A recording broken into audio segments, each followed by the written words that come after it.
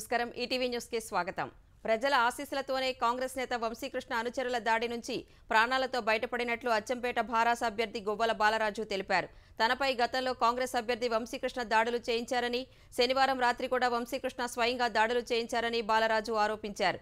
గాయాలకు చికిత్స తర్వాత అపోలో ఆసుపత్రి నుంచి బాలరాజు డిశ్చార్జ్ అయ్యారు. అంతకుముందు ఆసుపత్రిలో గువ్వల బాలరాజును మంత్రి కేటీఆర్ పరామర్శించారు. గువ్వల బాలరాజుపై కాంగ్రెస్ కార్యకర్తలు చేసిన దాడిని ఖండిస్తున్నట్లు తెలిపారు.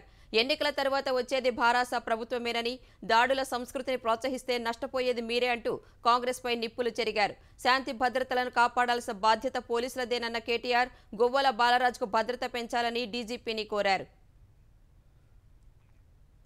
కాంగ్రెస్ పార్టీకి రాజీనామా చేసిన మునుగోడు నేత పాల్వాయి స్రవంతి గులాబీ గూటికి చేరారు. హైదరాబాద్లోని తెలంగాణ భవన్లో భారాస కార్యనిర్వాహక అధ్యక్షుడు కేటీఆర్ స్రవంతికి గులాబీ కండువా కప్పి పార్టీలోకి ఆహ్వానించారు.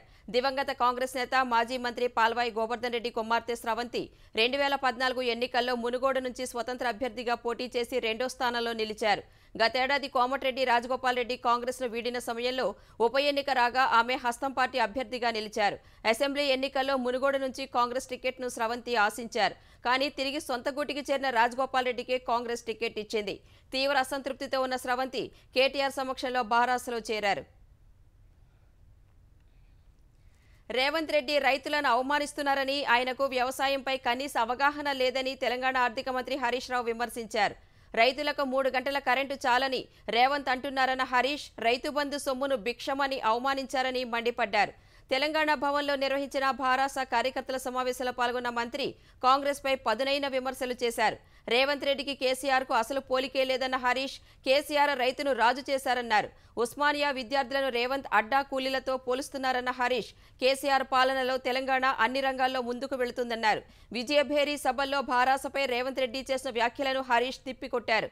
కాంగ్రెస్ వస్తే ప్రజలకు తిప్పలు తప్పవని, తెలంగాణ సురక్షితంగా ఉండాలంటే మరోసారి భారాస అధికారంలోకి రావాలని పిలుపునిచ్చారు. తెలంగాణలో కాంగ్రెస్ ఇచ్చిన హామీలపై జేడీఎస్ కర్ణాటక అధ్యక్షుడు కుమారస్వామి మండిపడ్డారు. కర్ణాటకలో ఇచ్చిన ఎన్నికల హామీలను అమలు చేయడంలో సిద్ధరామయ్య ప్రభుత్వం విఫలమైందని ఆయన ఆరోపించారు. తెలంగాణలో సిద్ధరామయ్య, డీకే శివకుమార్ ఎన్నికల ప్రచారం చేస్తూ పెద్ద హామీలు ఇవ్వడం హాస్యాస్పదంగా ఉందని ఎద్దేవా చేశారు.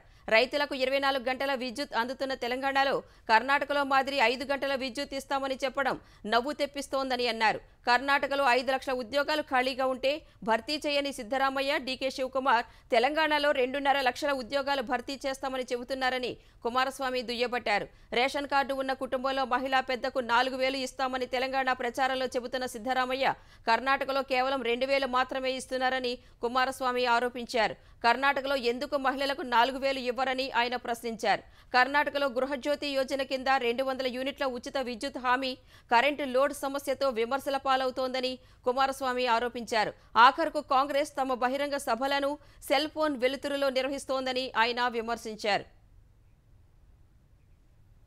ఎస్సీ వర్గీకరణపై సీఎం జగన్ ఎందుకు నోరు మెదపడం లేదని మాజీ మంత్రి జవహర్ ప్రశ్నించారు. ఎస్సీ వర్గీకరణకు కేంద్ర ప్రభుత్వం ముందుకొచ్చినా జగన్ స్పందించలేదని ఆగ్రహం వ్యక్తం చేశారు. దళితుల చిరకాల వాంఛ అయిన వర్గీకరణకు జగన్ అడ్డంకులు సృష్టిస్తున్నారని ధ్వజమెత్తారు. సామాజిక న్యాయం తెలుగుదేశంతోనే సాధ్యమన్నారు. ఎస్సీ కార్పొరేషన్కు ₹1 కూడా జగన్ ప్రభుత్వం కేటాయించలేదన్నారు. వచ్చే ఎన్నికల్లో జగన్కు బుద్ధి చెప్పేందుకు ఎస్సీలు సిద్ధంగా ఉన్నారని హెచ్చరించారు.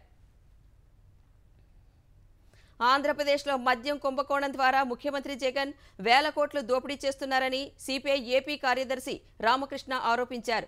100 కోట్ల ఢిల్లీ లిక్కర్ స్కామ్పై చర్యలు తీసుకున్న భాజపా వేల కోట్ల దందా జరుగుతున్న ఏపీ లిక్కర్ స్కామ్పై ఎందుకు మౌనంగా ఉందని ఆయన ప్రశ్నించారు. భాజపా ఆంధ్రప్రదేశ్ అధ్యక్షురాలు పురంధేశ్వరి వినతిపత్రం ఇచ్చినా కూడా కేంద్రం పట్టించుకోవడం లేదని రామకృష్ణ విమర్శించారు. కడపలో వాలంటీర్ భవానీ శంకర్ను స్నేహితుడే కత్తితో నరికి చంపాడు. నిరంజన్ నగర్కు చెందిన భవానీ శంకర్ 14వ డివిజన్ వాలంటీర్గా పనిచేస్తూ ఎల్ఐసిలో పొరుగు సేవల సిబ్బందిగా డిజిటలైజేషన్ పనులు కూడా చేస్తూ ఉండేవారు. అక్కడే పనిచేస్తున్న మల్లికార్జున్తో అతడికి స్నేహం ఉంది. అయితే ఇటీవల వారిద్దరికీ మనస్పర్ధలు ఏర్పడ్డాయి. ఈ ఉదయం భవానీ శంకర్కు ఫోన్ చేసిన మల్లికార్జున్ ఎల్ఐసి కార్యాలయంలో పని ఉందని రమ్మన్నాడు. అక్కడకు వెళ్లిన శంకర్ మెడపై మల్లికార్జున్ కత్తితో నరకడంతో తీవ్ర రక్తస్రావమై అక్కడికక్కడే ప్రాణాలు విడిచాడు. శంకర్ మృతితో అతడి కుటుంబ సభ్యులు గుండె లవిసేలా రోధించారు. పోలీసులు ఘటనా స్థలాన్ని పరిశీలించి కేసు నమోదు చేసి దర్యాప్తు చేపట్టారు. వివాహేతర సంబంధమే హత్యకు కారణమని పోలీసులు అనుమానం వ్యక్తం చేస్తున్నారు. భారత వీర సైనికులు సరిహద్దులను కాపలా కాస్తున్నంత వరకు దేశం సురక్షితంగానే ఉంటుందని ప్రధాని నరేంద్ర మోదీ స్పష్టం చేశారు. రక్షణ రంగంలో భారత్ కీలక దేశంగా ఎదుగుతోందని, మన సైనికుల సామర్థ్యం కూడా నిరంతరం పెరుగుతోందని చెప్పారు. ప్రతి ఏడాదిలాగే ఈసారి కూడా ప్రధాని మోదీ సైనికులతో కలిసి దీపావళి వేడుకలు జరుపుకున్నారు. హిమాచల్ ప్రదేశ్లోని లిప్చాకు వెళ్లిన ఆయన సైనికులకు మిఠాయిలు తినిపించారు. సైనికులతో కొద్దిసేపు ముచ్చటించిన మోదీ వారితో కలిసి ఫోటోలు దిగారు. ఈ సందర్భంగా సైనిక బలగాల సాహసాలను ప్రధాని కొనియాడారు. కుటుంబ సభ్యులకు దూరంగా ఉంటూ త్యాగ నిరతితో దేశాన్ని రక్షిస్తున్నారని కీర్తించారు. ప్రతికూల వాతావరణ పరిస్థితుల్లోనూ మొక్కవోని దీక్షతో దేశ సేవ చేస్తున్నారని మోదీ అభినందించారు. అసెంబ్లీ ఎన్నికల వేళ ఛత్తీస్గఢ్ ముఖ్యమంత్రి భూపేష్ బఘేల్ కీలక ప్రకటన చేశారు. కాంగ్రెస్ తిరిగి అధికారంలోకి వస్తే మహిళలకు ఏటా 15,000 రూపాయల ఆర్థిక సాయం అందజేస్తామని ప్రకటించారు.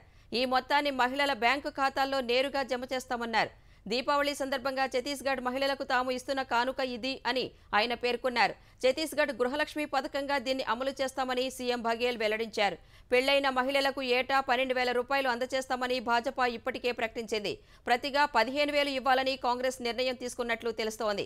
కాంగ్రెస్ పార్టీ ఇప్పటికే కులగణన, రైతు రుణమాఫీ, కేజీ నుంచి పీజీ వరకు ఉచిత విద్య, 500 రూపాయలకే వంట గ్యాస్ సిలిండర్ వంటి హామీలతో మేనిఫెస్టో విడుదల చేసింది. హమాస్ ఇజ్రాయెల్ ఘర్షణ మొదలైన తర్వాత భారత్ తొలిసారి ఇజ్రాయెల్కు వ్యతిరేకంగా స్పందించింది. ఐక్యరాజ్య సమితిలో ఇజ్రాయెల్కు వ్యతిరేకంగా ప్రవేశపెట్టిన తీర్మానానికి అనుకూలంగా భారత్ ఓటు వేసింది. ఆక్రమిత పాలస్తీనా భూభాగం, తూర్పు జెరూసలేం, సిరియాకు చెందిన గోలాన్ హైట్స్లో ఇజ్రాయెల్ సెటిల్మెంట్ కార్యకలాపాలకు పాల్పడటాన్ని ఖండిస్తూ ఐరాస్లో ప్రవేశపెట్టిన తీర్మానం ఆమోదం పొందింది. ఈ తీర్మానానికి అనుకూలంగా 145 దేశాలు ఓటు వేయగా 18 దేశాలు తటస్థ వైఖరి తీసుకున్నాయి. Canada, Hungary, Israel, Marshall Islands, Federated States of Micronesia, Nauru, America మాత్రమే తీర్మానానికి వ్యతిరేకంగా ఓటేశాయి. ఇటీవల ఇజ్రాయెల్ హమాస్ యుద్ధాన్ని తక్షణమే ఆపేయాలని కోరుతూ జోర్డాన్ ప్రవేశపెట్టిన తీర్మానంపై ఓటింగ్కు భారత్ గైర్హాజరైంది. ఆ తీర్మానంలో హమాస్ అనాగరిక చర్యలను ప్రస్తావించకపోవడాన్ని భారత ప్రభుత్వం వ్యతిరేకించింది.